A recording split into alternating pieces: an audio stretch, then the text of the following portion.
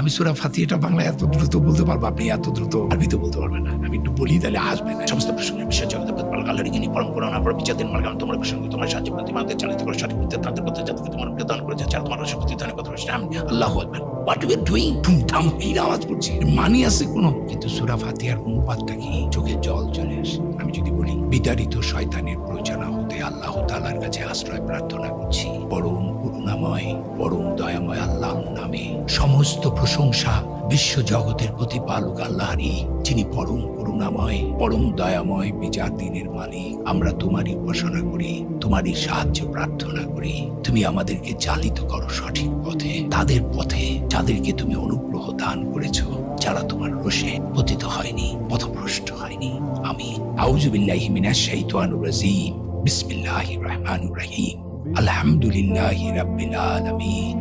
আর রহমানির রহিম। মালিকি ইয়াউমিদ্দিন।